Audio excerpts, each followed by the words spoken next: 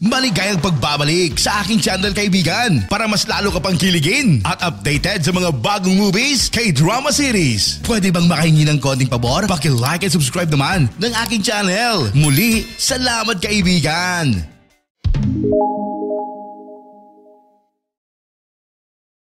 Nagsimula ang pelikula sa isang stadium kung saan ginaganap ang malaking laban sa football na nagaganap sa pagitan ng dalawang koponan. Sa oras na iyon ay talagang matindi ang laro at nariyan ang manlalaro na nakasuot ng number 9 na jersey, na si Hongdae, na todo-todo sa paglalaro. Si Hongdae ay patuloy na hinahabol ang kapitan ng kanyang koponan, na parang team ang napilit nilang pinag-aagawan ang bola sa field. Pagkatapos, habang nagdaraos ng isang kaganapan sa press, ang isa sa mga mamamahayag ay hindi nagtatanong ng anuman tungkol sa laro. Dahil nagtanong ito ng isang bagay na sobrang personal tungkol sa ina ni Hongdae na si Hongmin, na tumatakbo mula sa mga pulisya. Ang tanong na ito ay nagpatahimik kay Hongdae, at hindi niya alam kung ano ang kanyang nararamdaman. Dahil naging team ang si Hongdae sa kanilang laro, na humantong sa pagkatalo ng kanyang team. Nang papalabas na ang team, ang mga reporter ay nakaabang na sa labas upang magtanong sa mga players kasama na si Hongdae. Tinanong muli si Hongdae tungkol sa kanyang ina. Nabalisa si Hongdae at binigyan niya ng masamang tingin ang reporter. Dahil naging super sikat siya sa internet at balita. Dahil dito, nakuha ni Hongdae ang atensyon ng mga mamamahayag. Na naging isang magandang ideya sa mga video games. Kaya nag-alala ang mga taga South Korean soccer, kahit na ang taong nasaktan ay handang ayusin ang mga bagay-bagay. Ang soccer community ay nagpasya pa rin na parusahan si Hongdae. Para malinis ang pangalan ni Hongdae, may ideya ang coach, sinabihan niya si Hongdae na magboluntaryo. Upang sanayin ang mga tambay na walang tirahan, na maging magaling na mga manlalaro ng soccer. Gagawin nila na isang documentary ang pagsasanay ni Hongdae at mga pakikipagsapalaran, na umaasa silang makakaapekto ito sa mga puso ng mga taga South Korean, at malinis muli ang pangalan ni Hongdae. Sa sumunod na 2 buwan magkakaroon ng malaking laban ng soccer, para sa mga walang tirahan na tinatawag na Homeless World Cup. Noong una ay parang tutol sa ideya si Hongdae, dahil gusto na niyang huminto sa soccer, at para hindi na siya mag-alala tungkol sa paglilinis ng kanyang pangalan. Ngunit pagkatapos ay pinaalalahanan siya ng coach na ang kanyang ina ay nangangailangan ng pera. Kaya sa huli ay walang pagpipilian si Hongdae kundi gawin ang plano at para lang maayos ang kanyang imahe sa lalong madaling panahon. Pagkatapos noon ay nakipag-ugnayan ang coach sa isang documentary maker na si Somin. Siya ang tutulong upang malinis ang pangalan ni Hongdae. Si Somin ay isang masayang babae, at magaling gumawa ng mga dokumentaryo na umaantig sa puso ng mga tao. Pinapakita niya kay Hongdae ang isang clip ng walang tirahang mga tao, na naglalaro ng soccer. Ngunit ang mga ito ay hindi talaga marunong maglaro ng soccer, sa halip na sipain ang bola, naglalaro sila na parang mga timang. Kaya kailangan ni Hongdae, na sanayin ang mga ito para sa gaganaping World Cup, na nagaganapin sa Hungary. Ito ang pinakamalaking event na mangyayari mula sa iba't ibang panig ng mundo. Ito ang unang pagkakataon na magiging bahagi nito ang South Korea. Sa sumunod na araw, pumunta si Hongdae para sa pagsasanay. Binati siya ng homeless team, kaya sinabihan ni Somin si Hongdae na batiin muli ang team. Na para bang totoo, upang maantig ang mga tao. Ngunit hindi sumang-ayon si Hongdae, dahil ang gusto niya ay yung totoo talagang nangyayari. Kaya nais ni Somin na makausap si Hongdae ng masinsinan. Galit si Somin dahil hindi nakikinig sa kanya si Hongdae, at pagod na siyang magpanggap na mabait at masaya kasama niya. Sinabi rin niya sa kanya na malapit na ang malaking kaganapan sa soccer event at kailangan talaga nilang gumawa ng isang nakakaantig na content, kaya hiniling niya kay Hongdae na makipagtulungan. Pagkatapos ay ipinaalala ni Somin sa kanya na ang lahat ng ito ay para kay Hongdae. Sinabi rin ni Somin na ang buhay ay walang katapusan, at pwede kang maging director ng sarili mong buhay. Kaya hiniling niya kay Hongdae gampanan ang kanyang papel, upang hindi na siya makakaranas ng mas kamalasan sa hinaharap. Pagkatapos ay bigla siyang tumawa at sinabihan si Hongdae na simulan na ngumiti. Sinimulan na nila ang documentary, muli nagpakilala si Hongdae na may malaking ngiti sa kanyang mukha, kahit na ito ay hindi totoo. Sinusubukan niyang magbigay ng inspirasyon sa homeless team, at nagsimula siyang pumili ng mga manlalaro, ngunit sa halip na pumili lamang ng pinakamahusay na mga manlalaro. Gusto talaga ni Somin na pumili ng mga taong may mahihirap na kwento, dahil naniniwala siya na sa pamamagitan ng pagbabahagi ng mga kwento ng mga walang tirahan, maaari nilang gawin isang napakagandang dokumentaryo ito. Sa mga oras na ito ang homeless team ay hinilingan na magsagawa ng ilang pagtakbong dribble lang at pagsipa upang maka-score. Ngunit hindi sila talaga marunong ng soccer, kaya medyo nadismaya si Hongdae sa kanila. Sa lahat ng mga player, isang player lang ang nakayanan at nakapuntos sa goal. Ngunit lumalabas na ang lalaking iyon ay sobrang matanda na. Sa gabi ay palihim na nakipagkita si Hongdae sa kanyang ina, tumakas siya mula sa pulisya dahil niloloko niya ang isang grupo ng mga tao. Ngunit sa halip na tanungin kung kumusta ang kanyang anak, ay gusto niya bigyan siya ni Hongdae ng pera. Kahit na hindi siya masaya sa kanyang ina, dahil laging nagdudulot ng gulo ay inaalala niya pa rin siya. Pinakilala niya ang kanyang manliligaw kay Hongdae. Sa sumunod na araw ay nagpa siya ang isa pang manlalarong na si Bungsu na mamuno sa koponan. Kaya nagkaroon ng bagong misyon sina Somin at Hongdae na ibalik si Bungsu sa team. Sa nakaraan ni Bungsu, siya ay masipag na tao na may pangarap na magkaroon ng sariling bahay. Ngunit pagkatapos ay naaksidente siya at naubos ang lahat ng kanyang naipon para sa mga medikal na bayarin. Kaya humantong siya na walang matitirahan at natutulog sa mga lansangan at pakiramdam niya parang ayaw na niyang mabuhay at madalas siyang bugbugin ng mga pasaway. Nang si Bungsu ay malungkot, lumapit sa kanya ang babae na si Jinju, tinulungan pa niya itong linisin ang kanyang mukha na nasugatan. Dahil dito bumalik ang tuwa ni Bungsu, at nagsimulang siyang magkagusto kay Jinju. Sa kasalukuyan si Hongdae at ang mga team ay lumapit kay Bungsu. Si Hongdae ay sumusubok na tumulong kay Bungsu, upang magbenta ng mga newspaper, ngunit hindi siya gaanong nakatanggap ng tugon. Sa oras na iyon si Bungsu ay nahihirapan na ibenta ang mga dyaryo, kahit na hindi siya ganoon ka-nice kay Hongdae, si Bungsu ay talagang mabait na tao. Pagkatapos magbenta ay niyaya niya si Hongdae na kumuha ng ilang egg buns, ipinaliwanag niya na ang egg buns ay ang paboritong pagkain ni Jinju. Sinasabi niya kay Hongdae na halos hindi nagsasalita si Jinju, ngunit natutuwa siya dahil masarap habang kumakain ng egg buns. Kaya ang plano ni Bungsu ay makipag-usap kay Jinju sa pamamagitan ng pag-alok sa kanya ng egg buns. Si Hongdae, nang marinig ito at ng team, nagpa siya silang kapanayaman si Jinju. Sa unang pagkakataon, naisip ni Bungsu na walang kwenta ito, dahil hindi naman talaga nagsasalita si Jinju. Nang dinala nila ang egg buns, sinabihan ni Somin si Hongdae na makipag-usap kay Jinju. Si Bungsu ay biglang tumahimik dahil si Jinju ay nagsimulang makipag-usap ng mahaba kay Hongdae. Biglang ibinahagi ni Jinju ang kanyang itlog buns kay Hongdae. At gusto talaga niya manonood ng soccer, at nalaman niya na si Hongdae ay isang player at gusto niyang makilala siya. Nang marinig ni Bungsu, nais na niyang maging isang soccer player. Dahil gusto niyang tingnan siya ni Jinju tulad ni Hongdae. Kaya nagpas siya siyang sumama muli sa team. Habang nagsasanay sila, tinanong ng teammate ni Hongdae kung paano niya nagawang pabalikan si Bungsu sa team. Sinabi ni Hongdae sa kanila na nakumbinsi niya si Bungsu dahil sa egg buns. Dahil dito natutuwa si Somin sa ginawa ni Hongdae, at ngumiti sila sa isa't isa. Sa pagsasanay si Bungsu medyo nadala at aksidenteng nasugatan si Hwandong. Ngayon kailangan niyang dalhin sa hospital. Si Hongdae ay nalungkot dahil hindi na makapaglaro ang isa sa magaling niyang player. Sinabi ni Hwandong na kailangan lang daw niya ng buwan para makabawi. Sa una si Hongdae ay nag-aalangan na hayaan si Hwandong na makipagkompetensya dahil sa kanyang kalusugan. Ngunit pagkatapos si Hwandong ay nagbukas tungkol sa kanyang nakaraan.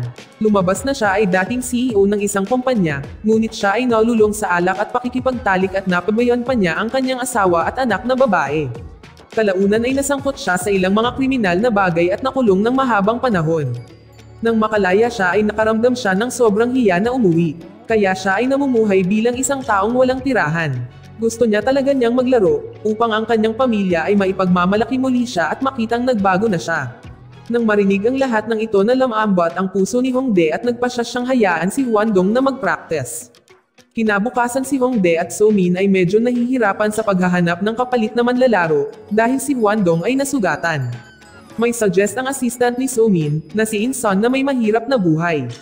Noong bata pa siya, nawalan siya ng mga magulang at napadpad sa isang orphanage, kung saan madalas siyang binubuli ng ibang mga bata, pero nagbago ang mga bagay ng isang mabait na babae nagngangalang Maya ang dumating at tumayo para sa kanya.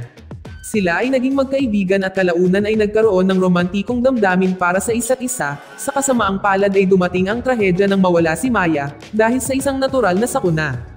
Mula noon si Inson ay namamahagi ng mga nawawalang poster ni Maya. Habang nagbebenta ng mga pahayagan. Sa kasalukuyan si Hongdae ay inalok si Inson kung gusto ba niyang sumali sa soccer team. Sinabi ni Hongdae na dapat sumali si Inson sa team. Ilang sandali matapos na banggitin ni Hongdae upang kinukunan ni Somin ang kanilang mga aktibidad at i-broadcast ang mga ito. Sa paraang iyon ay may posibilidad na makita ni Maya ang mga pagsisikap ni Insan at makipag-ugnayan sa kanya. Mukhang mas epektibo kaysa sa paglalagay lamang ng mga poster. Nang marinig ito, si Insan ay nagsimulang matanto ang potensyal at nagpas siyang bigyan ng pagkakataon ang pagsali sa koponan, ngunit pagkatapos ay isang bagong problema ang lumitaw. Si Insan ay maaaring maka-score kapag ang bola ay hindi gumagalaw, kung gumagalaw ang bola parang hindi na siya maka-score. Kaya naputol ang trabaho ni Hongdae sa pagtuturo kay Insan kung paano umiscore kapag gumagalaw ang bola. Habang lumilipas ang oras, nakipagsabayan sila sa matinding pagsasanay, kaya sinabihan ni Somin si Hongdae na maging mas mahigpit pa sa mga manlalaro. Para mas memorable ang documentary, tinuloy niya ang pag-asar sa mga gulong manlalaro na kung minsan ay naiinis.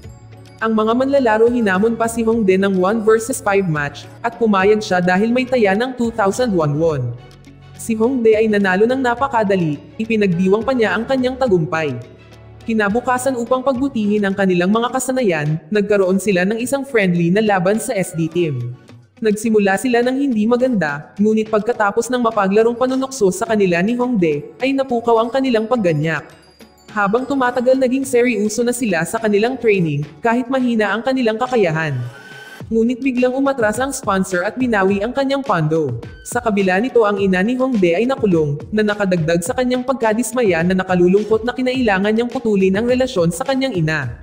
Isang araw habang naglalakad sa parke, nakita ni Hongdae si Jinju na hinaharas ng ilang mga lalaki. Pinasok niya at nagawa niyang manalo sa laban para iligtas si Jinju. Sa kasamaang palad, ang mga bagay ay lumala, naakusahan si Hongdae na siya ay nakipag-away at kahit si Jinju na may mental challenges ay hindi makapagsalita sa mga investigator. Kaya sa huli nakita nila si Hongdae bilang troublemaker na naging dahilan para sumuko ang mga opisyal ng football ng South Korea sa kanya, at ang paglilinis sa kanyang pangalan ay tila impossibly. Nang malaman ng iba pang mga manlalaro ang tungkol sa sitwasyon ni Hongdae, patuloy nilang kinausap ang mga pulis upang tingnan ng mas malalim ang kaso. Pinaniniwalaan nilang siya ay inosente at nais na lumabas ang katotohanan. Pagkatapos ng ilang paulit-ulit na pag-uusig, na nagpasya ang mga investigador na isangkat si Jinju kasama si Somin at Bungsu. Nakiusap si Somin kay Jinju na ipaliwanag ang lahat ng nangyari na may ilang panghihikayat. Sa wakas ay sinabi ni Jinju sa mga investigador ang buong kwento ng sunod-sunod, na binanggit pa niya na may kinunan ng insidente mula sa rooftop ng isang gusali na armado. Ang bagong impormasyong ito, hinanap ng mga investigator ang tape at sa wakas ay nakita ito na napatunayan nito ang pagiging inosente ni Hongdae. Si Hongdae ay naging isang bayani sa lalong madaling panahon at sa kanyang matapang na aksyon. Hindi lamang iyon, ngunit ang mga sponsor ay nagsimula na ring suportahan ang mga walang tirahan na koponan. Muling ibinalik ang kanilang atensyon kay Hongdae at hiniling nila sa kanya na itigil na ang pagtuturo sa homeless team at sumali sa isa pang programa. Sigurado sila na mas maging mabuti si Hongdae sa kanila. Kinabukasan, bumalik sila sa pagsasanay. Ngunit pagkatapos ng pagsasanay, si Hongdae nagulat ang lahat sa pagsasabing aalis na siya at titigil bilang coach. Nagdulot ito ng pagkalito at pagkadismaya ng mga manlalaro, dahil nagsisimula pa lang silang bumuo ng magandang koneksyon. Makikita rin sa mukha ni Somin ang pagkabigo nang marinig niya ang balita. Nagkomento na si Hongdae na tila talagang malungkot at hindi kayang pamahalaan ang kanyang sariling buhay. Nang marinig si Hongdae ay nagsasabing iyon, kaya naawa din si Somin. Sa gabi, naghapunan si Hongdae kasama ang kanyang ina na kakalabas lang sa kulungan. Ibinahagi niya ang kanyang mga planong lumipat sa isla ng Jeju kasama ang kanyang kasintahan at magsimulang muli. Pagkatapos ay nanood sila ng unang laro ng soccer ni Hongdae na magkasama. Noong oras na iyon ay mukhang tuwang-tuwa ang ina nito nang makagol si Hongdae. Habang pinapanood ang kanyang mukha sa TV, humingi siya ng paumanhin dahil hindi siya naging mabuting ina sa kanya. Pagkaalis ng kanyang ina, patuloy na naglalaro si Hongdae habang inaalala ang nakangiti nitong mukha. Kinabukasan, naghahanda na ang mga manlalaro para pumunta sa Hungary, ngunit hindi sumama si Hongdae sa kanila. Nagulat sila nang dumating si Hongdae, at pinili niyang manatiling coach sa team. Dahil dito naging masaya ang team. Pagkaraan ng ilang sandali ay dumating sila sa Hungary. Ang mga manlalaro ng South Korea ay medyo nagulat sa panonood ng mga laban ng ibang koponan. Nagsimula na ang kanilang laro, at talagang magagaling ang kanilang mga kalaban. Sinabi ni Hongdae sa kanila na talagang magagaling ang ibang manlalaro. At walang anumang partikular na plano si Hongdae. Nagalit si Somin, hindi siya makapaniwala na ang isang coach ay walang diskarte sa unang laban. Sa unang laban, ang koponan ng South Korea ay nahirapan at natalo sa isang malaking agwat ng iskor na 12-0. Sa isang gabi si Bongso na sugatan na humantong sa kanila na kulang ang kanilang manlalaro. Kaya si So-min ay nakipag-usap sa komite. Pagkatapos ay pumayag silang hayaan ang koponan ng South Korea na mag-recruit ng 2 backup na manlalaro mula sa ibang mga bansa. Sa oras na iyon si So-min nagdala ng 2 mga Brazilian na sumali sa koponan ng South Korea. Sa sumunod na laro, dahil bagong manlalaro ng koponan ng South Korea ay nagawa nilang manalo na may score na 5-1. Nakalulungkot na lahat ng 5 mga layunin ay nai-score ng mga Brazilian, na nangangahulugan na ang koponan ng South Korea ay nakikita pa rin na natatalo. Dahil nanalo sila sa tulong ng mga Brazilian, ang mga manlalaro ng South Korea ay nasiraan ng loob, dahil doon sa ikatlong laban nila ay laban sa koponan ng Aleman at ang nangungunang contender para sa kampyonato. Ang mga manlalaro ng South Korea ay nakaramdam ng kaba nang malaman ang katotohanan ito. Ngunit pagkatapos, nagsalita si Hongdae na baka kailanganin ulit ang tulong ng mga Brazilian kung gusto nilang manalo. Tinanong niya ang mga manlalaro kung ano ang layunin nila ay manalo o gumawa ng kasaysayan. Sabi niya walang saysay ang tagumpay kung ito ay nakamit ng iba. Si Hongdae binigyang diin na ang lahat ay nakasalalay sa kanilang sariling mga pagpipilian. Sa oras na iyon si So-min ay nabigla sa sinseridad ni Hongdae. Ito ang unang pagkakataon na nagsalita siya ng totoo nang hindi sinusunod ang anumang script. Kaya nagpas siya ang team na maglaro na hindi umaasa sa tulong ng mga Brazilian. Kasama ang isang determinadong espiritu na handang harapin ang koponan ng Aleman. Ngunit ang kanilang sigasig ay hindi natitinag nang makita ang kanilang nagninangas na determinasyon. Nagsimula ang mga manonood na humanga sa kanila. Hindi lamang ang lokal ang sumuporta, nagpapakita din ng suporta ang mula sa ibang mga bansa. At nagkakaisa din upang suportahan ang koponan ng South Korea. Ang mga komentarista ay nag-uugat sa koponan ng South Korea at upang idagdag sa sigasig. Ang isang babaeng kamukha ni Maya ibinigay ang kanyang headband kay Insan. Sa kabilang banda si Hwandong na nagpapagaling mula sa kanyang pinsala sa wakas ay nakarating sa film. Kahit na hindi siya makatakbo ay kinuha niya ang papel ng goalkeeper na nagawa niyang saluhin ang bawat sipa ng kalaban. Sa oras na iyon, matindi ang laban at nagpalakpakan ng mga tagahanga, dahil ito ang nagpasigla sa determinasyon ng South Korean team, na hindi lang panalo ang hinahabol nila, dahil nilalayo nilang maka-score ng 1 goal para mabuo ang kasaysayan. Bumuhos ang suporta hanggang sa huling minuto. Sa matinding pagsisikap at sigasig na sa wakas ay nakapuntos sila sa huling minuto. Isang layunin sa pinakahuling minuto na sumabog ang mga tao sa saya. Sa kauna-unahang pagkakataon na ang mga manlalaro at tagahanga ay tuwang-tuwa, sa pagkatalo na ang isang pinaghirapang layunin ay naging isang monumental na sandali sa kanilang buhay. Nang matapos ang laban, nagdiwang ang koponan ng South Korea. Kahit natalo sila ay pinangalanan silang pinakamahusay na newcomer team. Sa pagbabalik sa South Korea ay ipinalabas ang dokumentaryo tungkol sa kanila at ang ratings nito napakataas. Sa sandaling ito natuwa si So-min nang marinig ang balitang ito. Habang si Insan ay nagpatuloy sa kanyang mga araw sa pagbebenta ng mga pahayagan, upang mahanap si Maya. Sa kabilang panig nakabalik si Hwandong sa kanyang pamilya, nakipag-ugnayan pa nga siya sa kanyang matandang anak na babae, na ngayon ay may sariling anak. Hinawakan din ni Hwandong ang kanyang apo at ang love story ni Inso at Jinju ay naging matibay. Habang si Hongdae ay bumalik sa pagiging soccer player. Nakakagulat dahil dumating ang kanyang team para suportahan siya ngayon. Si Hongdae ay naging isang bituin sa loob at labas ng film. Dito nagtatapos ang pelikula. Salamat sa panonood kaibigan.